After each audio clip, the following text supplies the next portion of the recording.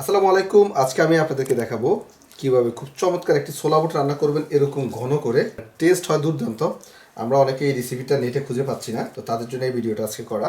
এখানে আমি ছোলা বুট ভিজাচ্ছি 1 কাপ, 2 কাপ। আর এই ছোলা বুটগুলো হচ্ছে আপনার 5 থেকে 6 বার কষলিয়ে কষলিয়ে প্রথম ওয়াশ করবো, উপরে ময়লার পানিগুলো ফেলে দেবো, ভালো করে ওয়াশ করে তারপর পানি দিয়ে একদিন পুরো ভিজিয়ে রাখবো। একদিন ভেজানোর পর কালকে আমি রেসিপিটা দেখাচ্ছি। তো আমি প্রায় 14 ঘন্টা ডালগুলো ভিজিয়ে রেখেছি, ছোলা ডালগুলো। তারপর ছোলার সাথে আমি দিয়ে দিচ্ছি পানি। এখানে পানি দেওয়ার নিয়ম হচ্ছে সবসময় যদি প্রেশার কুকারে ছোলা সিদ্ধ করেন সেক্ষেত্রে ছোলা থেকে অল্প একটু জাস্ট 1 কর থেকে একটু কম, বেশি পানি দিলে চলবে, এর থেকে কম দিয়েন না। দিয়ে দিচ্ছি 3-4 পিস তেজপাতা, ছোটো 2 পিস দারচিনি, 4-5 পিস লং, আর দিচ্ছি এই যে কয়েক পিস এলাচি। এলাচিগুলো বেশি ছোটো, যার কারণে একটু বেশি লাগছে, জাস্ট 3-4 পিস দিলেও চলতো। এখানে আমি আস্ত আলু দিয়ে দিচ্ছি 2 পিস, 4 পিস, 5 পিস। আলুগুলো আপনারা পরে সিদ্ধ করে ছোট ছোট করে দিতে পারেন, বাট আমি আস্তেও আগে দিয়ে দিয়েছি কারণ আমি কষলিয়ে দিব আলুগুলো।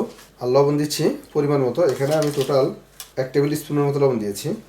আর দিচ্ছি অল্প একটু হলুদের গুঁড়া, একেবারে কম, একদম টাচ, 1 টিস্পুনের থেকেও কম। এখানে আমি এখন একটা টুইস্ট দেখাবো, সেটা অবশ্যই মেনটেন করার চেষ্টা করবেন, তাহলে ভালো একটা টেস্ট পাবেন। এখানে আমি আস্ত 4 পিস তেঁতুল দিয়ে দিচ্ছি, পাকা তেঁতুল। আর তেঁতুলটা দেবে একেবারে উপরে, এটা কিন্তু নাড়া দেবো না। পরে যখন হচ্ছে আপনার প্রেসার কুকারের কাজ শেষ, উপর থেকে তেঁতুলটা সরিয়ে নেব। এখন আমি প্রেসার কুকারটা দেওয়ার পর তারপর চুলা নিয়ে যাচ্ছি। প্রেসার কুকার যখন চুলার উপর দিবেন, প্রথমে চুলার আঁচটা একটু বেশি দিবেন, একদম হাই হিটে দিবেন। যখন প্রেসার কুকার প্রথম ডাক দিবে, ডাক দেওয়ার পর চুলার আঁচ কমিয়ে দিবেন। তারপর 6 বার ডাক দেওয়া পর্যন্ত অপেক্ষা করবেন। তো প্রথমে আমি একটি কড়াইতে সরিষার তেল নিয়ে নিচ্ছি 1 কাপ। তারপর তেলটা গরম হয়ে গেলে আমি পেঁয়াজ দিচ্ছি। এখানে পেঁয়াজ হচ্ছে 1 কাপ, 2 কাপ। তারপর এগুলো ব্রাউন কালার হওয়া পর্যন্ত অপেক্ষা করতেছি। তারপর আমি এখানে দিয়ে দিচ্ছি 1/2 কাপের মতো টমেটো কুচি,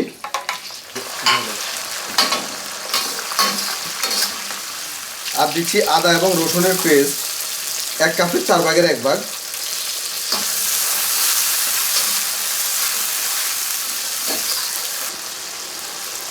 তারপর দিচ্ছি 1 টিস্পুন হলুদের গুঁড়া, 1 টিস্পুন মরিচের গুঁড়া।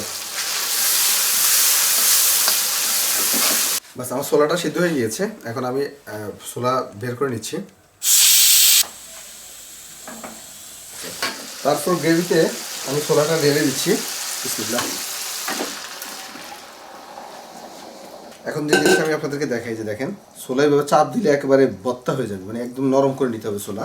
যদি নরম করে না নেন তাহলে সেক্ষেত্রে কিন্তু ছোলা ভালো আসবে না। আলু এগুলোর কাজ এখন না, আলু এগুলোর কাজ আরেকটু পরে। আগে এখান থেকে ছোলা থেকে আমার আগে পানিগুলো শুকিয়ে নিতে হবে। আমি কিন্তু এক্সট্রা কোনো লবণ ইউজ করি না গ্রেভিতে, কারণ ছোলাতে লবণ দেওয়া আছে, ছোলার পানিতে লবণ দেওয়া আছে, এই জন্য।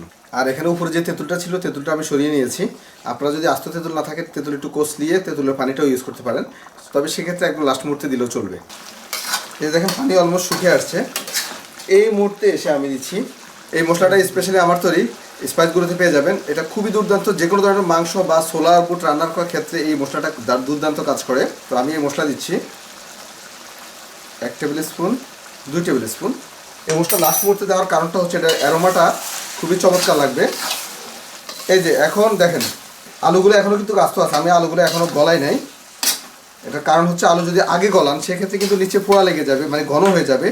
যেহেতু আলু এক ধরনের স্টার্চ, নিচে একদম লেগে যাবে। ঘন হয়ে গেলে, নিচে লেগে গেলে আপনার পোড়া গন্ধ লাগবে। তো যার কারণে আমি আলুগুলো আগে গলাই নাই। তো এখন আলুগুলো গলাবো। গলানোর আগে যে কাজটা করবো সেটা হচ্ছে বেরেস্তা। আমরা যখনই ছোলা বুট রান্না করি এই কাজটাই করি না, বেরেস্তাটা লাস্ট মুহূর্তে দিই না। ছোলা বুটে যে এক্সট্রা ফ্লেভার সেটা আসে না। এই বেরেস্তাটা দিয়ে দিচ্ছি আমি লাস্ট মুহূর্তে। এখন কী করবো, আমি আলুগুলো এখন একটু সাইজ করে দিচ্ছি। দেখছেন আলুগুলো কত নরম হয়েছে। ও, এটা যে মানে গ্রানটাই আপনার পেটটা ভরে যাবে। এই যে আলু দেওয়ার সঙ্গে সঙ্গে কিন্তু নিচে লাগার একটা প্রবণতা তৈরি হয়েছে, একদম মাখা মাখা। আর এটা যতটা ভুনবেন ততটাই এটার ফ্লেভার বাইর হবে। ওকে, তারপর দিয়ে দিচ্ছি আস্ত কিছু কাঁচামরিচ আর ধনিয়া পাতা। আপনারা চাইলে পুদিনা পাতাটাও দিতে পারতেন।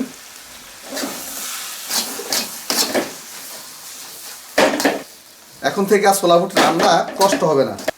টেক্সচারটা কেমন হয়েছে এইভাবে একবার রান্না করবেন, তারপরে বুঝবেন। ওকে, ডান। মাশাআল্লাহ দেখেন কতটা ঘন হয়েছে।